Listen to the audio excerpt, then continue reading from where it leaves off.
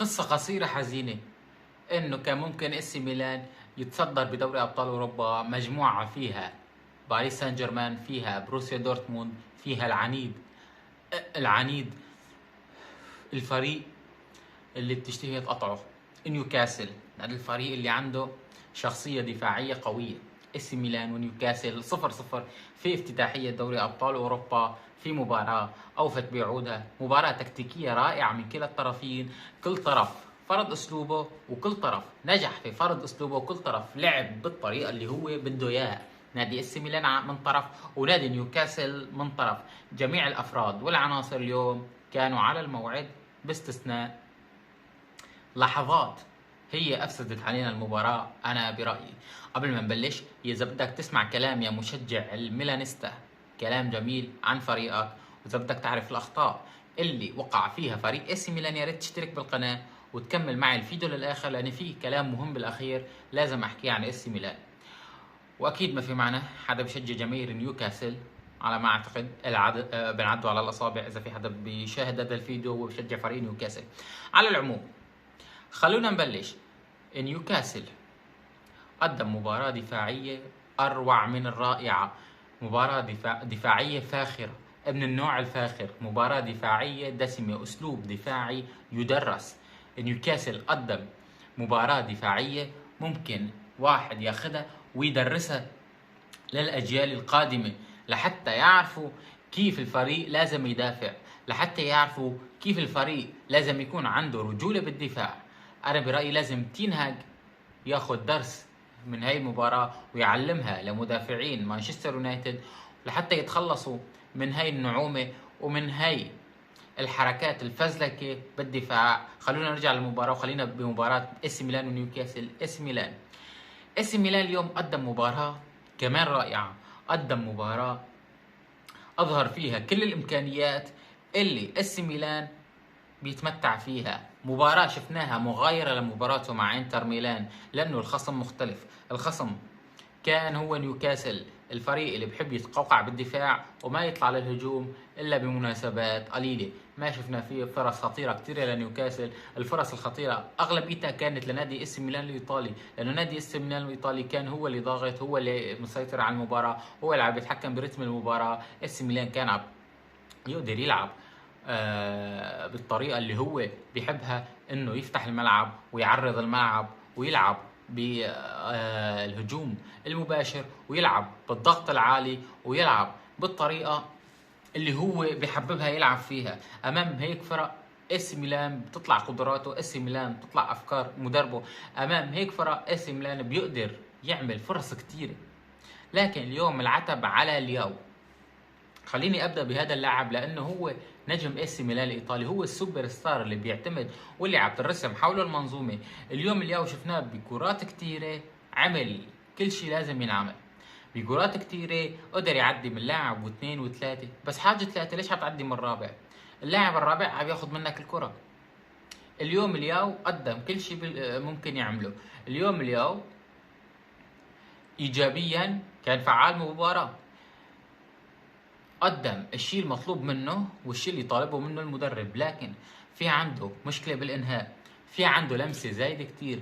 اليوم أنت أمام هيك فريق، راوغت أول لاعب وثاني لاعب وثالث لاعب، لازم تمرر، لازم تلعب مع المجموعة. ليش عم تاخذ الحل الفردي لآخر مستوى؟ ليش عم تاخذ الحل الفردي؟ ليش؟ يعني في مهارة فردية زايدة عند الياو اليوم كان لازم يلعب للمجموعة. اليوم لو بالفرصة الأولى اللي صحت له، واللي انفرد في الحارس، واللي فتل الأول وفتل الثاني، لو كان مسددها كان النتيجة كانت 1-0 لفريق اس ميلان، وكان نيوكاسل طلع من مناطقه. هذا الشيء اللي بيخلي فريق اس ميلان يلعب بالطريقة اللي هو بيحبها، ويشن المرتدات القوية والقاتلة والسم القاتل لفريق اس ميلان، وممكن كان يضيف الهدف الثاني والهدف الثالث. بس اليوم اختار يعمل لمسات زايده، واختار يضيع على فريقه فوز. انا برايي كان فوز مهم كتير. لو كان مسجل هاي الفرصه اللي سنحت له، ولو كان حاطط هاي الفرصه اللي سنحت له، كان غيرت مجرى المباراه من الاول للاخير. عندك نجوم اللقاء من طرف اس ميلان هن الياو وهرنانديز. تيو هرنانديز اليوم كان قائد بكل معنى الكلمة. عمل كل شيء بالجهة اليسرى. اليوم تيو هرنانديز مع الياو شكلوا جبهة حربية. اليوم تيو هرنانديز مع الياو كانوا مصدر خطورة اسي ميلان، وضربوا مواعيد كتير كبيرة في دوري أبطال أوروبا لهذا الطرف اليسار. مع أي فريق راح يلعب نادي اسي ميلان مستحيل ما تكون خطورة طالعة من الطرف اليسار، باستثناء لما شفنا نزل موسى شفنا الخطورة تحولت بعض اللحظات للطرف اليمين، وشفنا موسى عم بيعمل اختراقات رائعة. بصراحة حسيتها مفيدة أكثر من اختراقات اليو، لأنه اليو كان بالنهاية عم بتضيع منه الكرة. اليو اليوم خسر الكرة أكثر من 4 أو 5 مرات، تسببت بهجمات مرتدة لفريق نيوكاسل كان ممكن من خلالها نيوكاسل يسجل هدف على فريق اس ميلان. نيوكاسل اليوم كان خطير، صحيح ما صحت له كثير فرص بس كان خطير. على ما أعتقد اس ميلان اليوم سدد تسديدات كثيرة على مرمى نيوكاسل، يمكن بيطلع فوق 20 تسديده. اما فريق نيوكاسل ما سدد غير 4 او 5 او 6 تسديدات يمكن على فريق اس ميلان. اليوم حارس اس ميلان ما تم اختباره غير بمناسبه او مناسبتين، اما على العكس حارس نيوكاسل تم اختباره كثير. شفنا فرص كثيره، شفنا اللعيبه كيف عم تستبسل بالدفاع وكيف عم تشرف حالها، عم تخلي حدا يسدد من فريق نادي اس ميلان الايطالي. اليوم الفريق كان فريق جيد كثير نادي اس ميلان الايطالي. كان ممكن نادي اس ميلان الايطالي يتصدر لحين معرفه نتيجه مباراه باريس سان جيرمان وبروسيا دورتموند اللي حاليا بلشت والى يمكن 5 دقائق او 10 دقائق.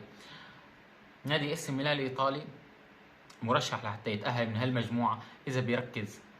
شفنا عنده شخصيه يلعب ببطوله كبيره. شفنا خلص نادي اس ميلان ما عاد فيك تقول نادي جديد على دوري ابطال اوروبا، على العكس النادي صار اصبح متمرس. هي المره الثالثه اللي بيلعب فيها بدوري ابطال اوروبا، صار عنده شخصيه يلعب فيها، صار لعيبه متعوده انه تلعب بمناسبات كبيره بدوري ابطال اوروبا.